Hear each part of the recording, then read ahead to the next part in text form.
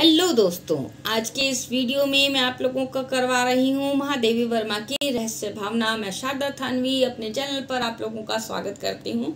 मेरे चैनल पर आप लोगों को समय समय पर आपकी पढ़ाई से संबंधित वीडियोज मिलते हैं, खासतौर पर हिंदी की जितनी भी है आप लोगों को यहाँ पर अवेलेबल सामग्री मिलती है, छोटी क्लासों से लेकर के बड़ी क्लास यानी कि यूनिवर्सिटी तक की।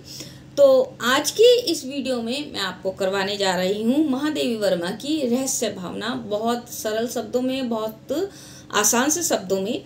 देखिए दोस्तों, महादेवी वर्मा छायावाद की प्रमुख कवयित्री हैं। छायावाद के प्रमुख स्तंभ रही हुई महादेवी वर्मा छायावादी कविता की एक प्रमुख विशेषता है उसमें पाई जाने वाली रहस्यवादी भावना।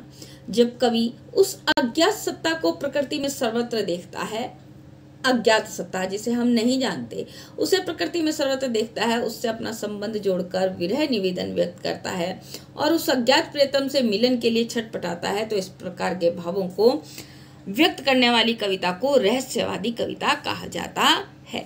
देखिए, हाँ, ऐसी अज्ञात सत्ता जिसे हम नहीं जानते लेकिन उसके प्रति अगर हम अपने संबंध को जोड़ करके विरह निवेदन करते हैं तो वो क्या कहलाती है? रहस्यवादी कविता कहलाती है। यहाँ पर आपको रहस्यवादी कविता के बारे में पता चल जाएगा कि रहस्यवादी कविता किसे कहा जाता है।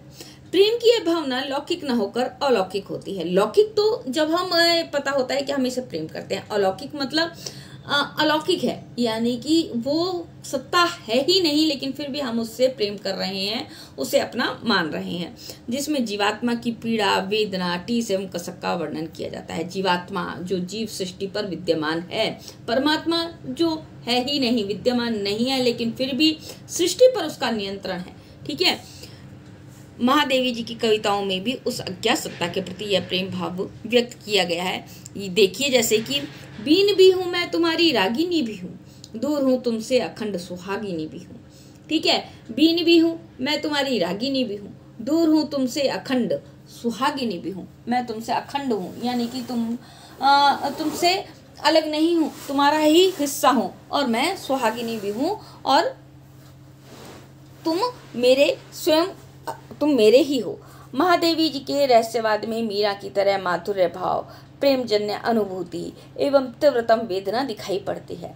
वे विश्व के क्रंदन को अनुभव करती हैं किंतु अपने लक्ष्य को पाने के लिए निरंतर प्रयासरत रहती हुई दिखाई भी देती हैं।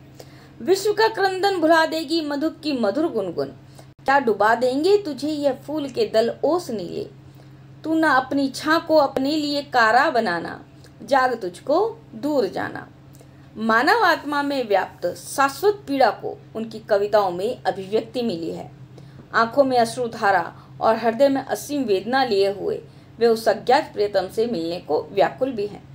स्पंदन में चिर निस्पंद बसा, क्रंदन में आहत विश्व हंसा, नैनों में दीपक से जलते, पलकों में निर्जरणी मचली।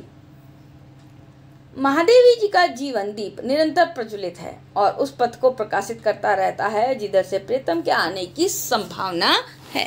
महादेवी के काव्य में विरह वेदना भी अत्यधिक अभिव्यंजना हुई है, विरह वेदना की भी।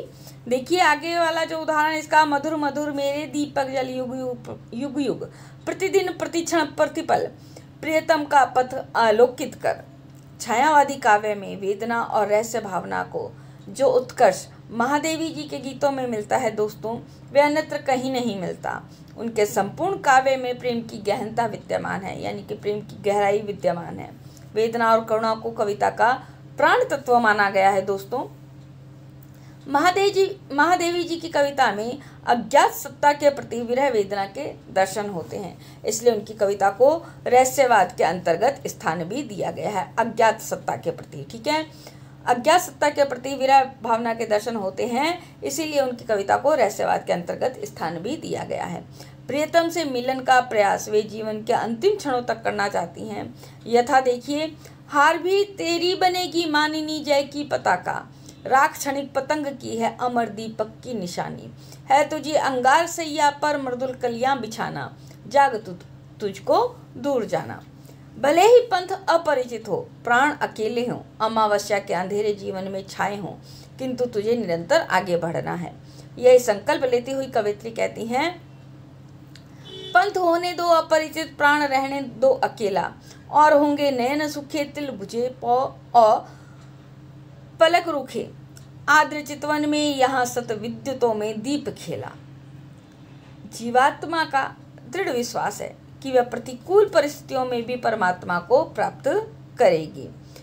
उक्त विवेचन के आधार पर यह कहा जा सकता है कि महादेवी जी रहस्यवाद की प्रमुख कवयित्री हैं। बहुत ही आसान से शब्दों में, बहुत ही अच्छे शब्दों में, बहुत बढ़िया उदाहरणों के साथ में मैंने आप लोगों को ये बताया है कि महादेवी की रहस्यानुभूति कि अगर आती है आपके प्रश्नों में, और बहुत आती है यूनिवर्सिटी से संबंधित अगर है आपके पास में महादेवी वर्मा, तो ये मेन क्वेश्चन रहता है महादेवी की रहस्य भावना। और नेट स्लेट वगैरह में भी ये क्वेश्चंस आया रहता है, तो आप लोगों के पास में लिखने का आप नोट भी कर सकते हैं, पढ़ भी सकते हैं, सुन भी सकते हैं। सुनिए, देखिए, मनन कीजिए, चिंतन कीजिए, बार बार पढ़िए, यही आपको आगे सफलता की राह पर लेकर के जाएगी। महादेवी जी रहस्यवाद की प्रमुख कवयित्री हैं। अज्ञात सत्ता के प्रति उनके हृदय में मिलन की तीव्र उत्कंठा है, जिसने उसके प्राणों में अमर वेदना का संचार भी कर दिया है। तो कैसा लगा वीडियो दोस्तों? अगर अच्छा लगा हो तो प्लीज़ लाइक, कमेंट और शेयर करना बिल्कुल भी ना भूलें।